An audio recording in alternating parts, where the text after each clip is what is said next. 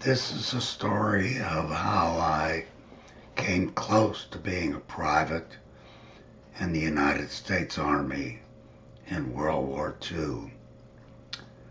My story begins on a Sunday as I was busy writing orders for surgical patients who were to be operated on the next day. I was on the surgical section of my rotating internship, and as I was writing orders, an announcement came over the loudspeaker from the operator in the administration. The announcement was at 8 a.m. Sunday morning, the morning I was writing orders, the Japanese had bombed Pearl Harbor. I knew we were now in World War II, and I felt excitement and relief. Relief because I was extremely anxious to do something, to do my part in the Army in World War II.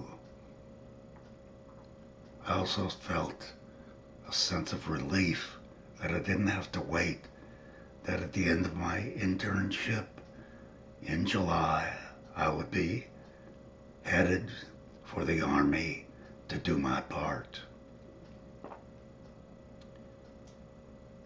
I completed my writing of orders and went back to the intern section, talk with the other interns who felt the same way I did. A month or so passed, and Dad called. He had had a visit from Mr. Hornstein. Mr. Hornstein was the chairman of the Selective Service Board in Aliquippa, which was my residence. Mr. Hornstein said, "Mr. Jackson, I have to fill a quota for the Selective Service, and your name has come up. I may have to choose him to complete the quota." Dad said, "You can't take him now. He'll be a private.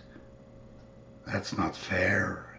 He's applied for a commission, and he's going to be a first lieutenant in the medical corps." Mr. Hornstein asked Dad, "Does he have a commission?" Dad said, "No, but he's applied for it." Mr. Hornstein said, "I'm sorry. He has to have his commission. If he's only applied for it, that doesn't count.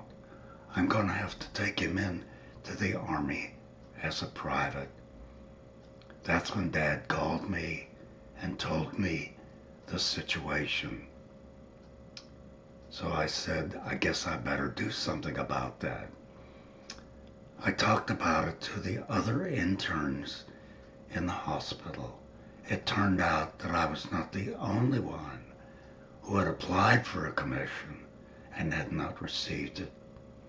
So one day, we all piled into a car, went down the Pennsylvania Turnpike to Washington, D.C.